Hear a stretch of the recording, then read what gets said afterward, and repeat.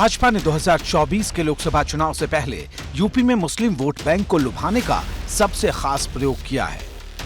सबका साथ सबका विकास का जमीनी ट्रेलर दिखाने के लिए पार्टी ने बड़ी तादाद में मुस्लिम उम्मीदवार उतारकर विरोधियों को सीधा चैलेंज दे डाला है। चुनौती है कि अब उनके वोट बैंक के किले पर सबसे बड़ी चुनावी स्ट्राइक होने वाली है। भारतीय जनता पार्टी जब सबका साथ सबका विकास सबके विश्वास की बात करती है और यूं ही भारतीय जनता पार्टी दुनिया की सबसे बड़ी पार्टी नहीं बनी है, सर्वव्यापी सर्वस्पर्शी है।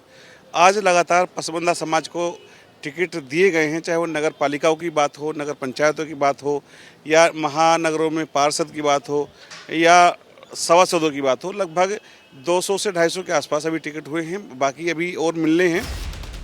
पार्टी का फोकस अब पसमानदा समाज पर है, क्योंकि यूपी में 2024 के लिए भाजपा ने मिशन 80 का लक्ष्य तय रखा है और उसे पता है कि बिना मुसलमानों के पिछड़े यानी पसमानदा समाज के साथ आए ये मुमकिन नहीं है। इसलिए इस बार स्थानीय निकाय के चुनाव में भी पार्टी ने अल्पसंख्यक समुदाय को दिल खोल कर टिकट बांटे। पहली बार इस नगरीय चुनाव में ऐसा हुआ है कि जब भाजपा ने तकरीबन 250 मुस्लिम उम्मीदवार चुनाव मैदान में उतार दिए हैं। इनमें प्रयागराज, वाराणसी, गोरखपुर, लखनऊ, झांसी, आगरा, फिरोजाबाद और मथुरा नगर निगम तक शामिल हैं।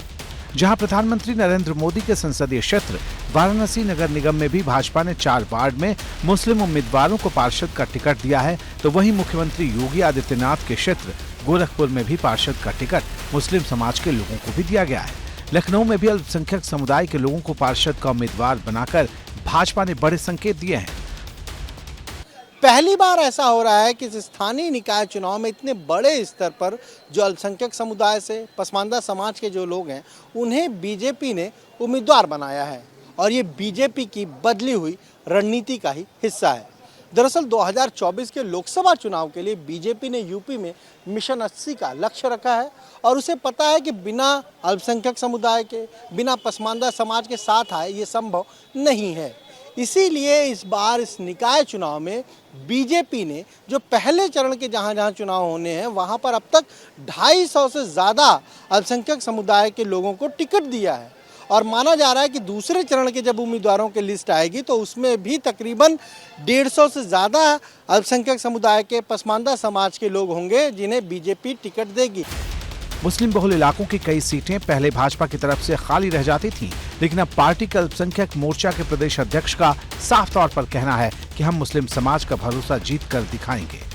दरअसल इस बार निकाय चुनाव के पहले दौर में भाजपा ने 10 नगर निगमों में से 6 पर मुस्लिम प्रत्याशी मेयर पद के लिए उतारे हैं, तो भाजपा ने कुल मिलाकर तकरीबन 250 मुस्लिम उम्मीदवार इस निकाय चुनाव के पहले चरण में घोषित किए हैं। बड़ी तादाद के अंदर अल्पसंख्यक समाज का रुख भारतीय जनता पार्टी की तरफ हुआ है और बड़ी तादाद में बहुत सारे ऐसे लोग थे जो सपा, बसपा, कांग्रेस छोड़ करके भारतीय जनता पार्टी ज्वाइन भी करना चाहते थे, भारतीय जनता पार्टी से लड़ना भी चाहते थे, लेकिन पार्टी अपने पुराने जिताऊ टिकाऊ कार्यकर्ताओं पर ही फोकस करती है। तो इसलिए लगभग अभी तक जो पहला चरण है इसमें लगभग 250 के आसपास टिकट पसमानदा समाज को मिले हैं।